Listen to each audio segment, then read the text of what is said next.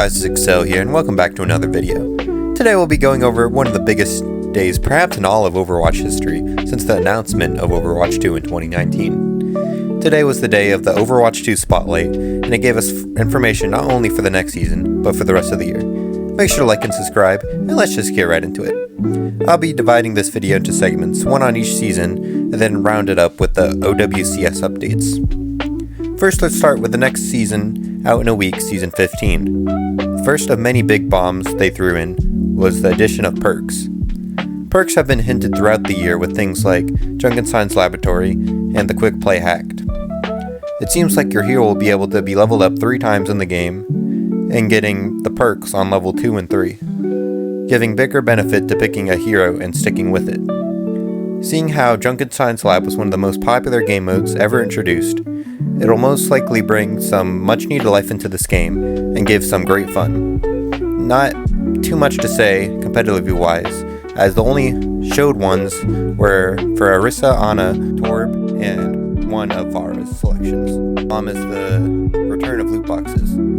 Compared to other games on the market at the time, the OW1 loot box system was very generous, and now they seem to have made even bigger improvements to it, allowing you to get them from battle passes, challenges, and more, and also even allowing you to see what is inside of them. The mythic skin is revealed to be for Zenyatta, and then the weapon skin for Widowmaker. They currently seem to love giving mythic weapon skins to characters who already have mythic skins, so maybe that's a trend in the future to look out for. But both look great, as usual for mythic cosmetics. Next we have galactic weapons, which are one of my personally most anticipated things. They seem to have listened to the feedback of the Jade weapons being underwhelming, so luckily they delivered on this. They have an essentially same texture to the Galaxy skins in Fortnite. Seeing how popular those were on launch, I think people will be very satisfied with this. Mid-season we'll be giving another Overwatch classic, and this time in the GOATS meta. This will be a great time for those who don't fully understand how broken Brig was on launch to fully grasp it. However, I don't know how often GOATS will actually be run due to 3 people actually needing to play tank. 6v6 comp is here in the mid-season, and it'll be interesting to see what changes they make to balance to try to put it on par with 5v5 comp in terms of players. Also in this season, we have the return of Le Seraphim, who will most likely bring the game mode, previous cosmetics, and probably new cosmetics with maybe even another music video as well, seeing as the previous one for Le Seraphim did pretty well. We also have the traditional 6-month rank reset, along with competitive drives, having a new prestige tier. Finally, we have the first new hero of 2025, the Danish hunter Freja, I think I'm saying this right. Her playtest will be towards the end of Season 15, and she seems to be another DPS hero. She has a crossbow, and will play like a sniper, very similar to Asher Widowmaker. It'll be great to give another option to hit scan. I'll make a full video discussing her abilities soon. Season 16 comes out after that, and along with Freja being fully added, we get even more content. The big one here seems to be the absolutely massive new mode, Stadium. Stadium seems to be the biggest thing they have ever added in terms of actual gameplay. It'll be similar to Valorant in the sense that it's a 1-to-7 format, with you and your team playing on slightly reworked versions of current maps. After each round, depending on your stats, you receive in-game currency. You can use that currency to buy a wide variety of upgrades and buffs that seem to be an independent thing from the perks being added in Season 15. Meaning if it is a close game, you will probably end up with close to 15 different hero-specific buffs, along with the default perks that you unlocked. Next we have the long-awaited Hero Bands update, which will most likely be a similar system to how Rivals does it. Next we get to cosmetics, and what will most likely be the theme of this season being Dokiwatch. Dokiwatch meaning a theme of the Japanese magical girl series like Sailor Moon.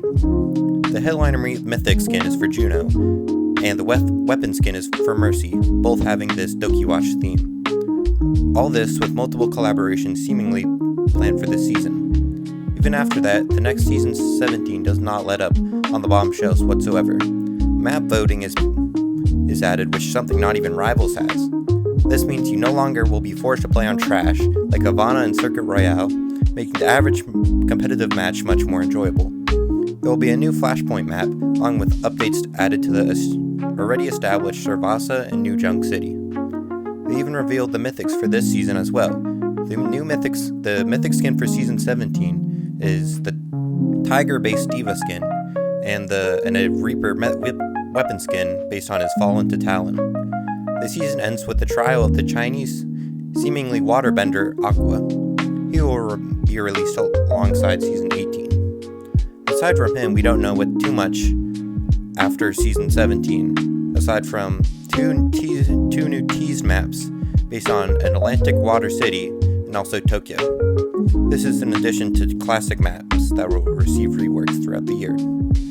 The main game isn't the only thing getting sizable updates, as OWCS was also in the spotlight.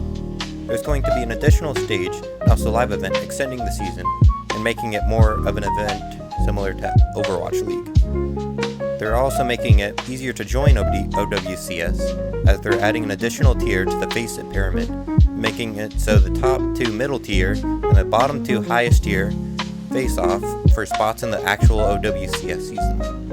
The return of esports cosmetics are here, with collaborations to the teams said to be worked on currently, with all the proceeds going to the team he supported. With the reintroduction to China, the game will be getting an esports league of its own, while Australia will be joining the Pacific sub-region. This is almost everything they covered in the spotlight, but do keep in mind this is not the end, as there's going to be much more content planned for this year, but I either cannot finish it yet due to they keep it a surprise. This competition mob of rivals can really do wonders. I'm looking forward to what's going to be a great year for Overwatch. My name is Excel. Make sure to like and subscribe, and have a great day.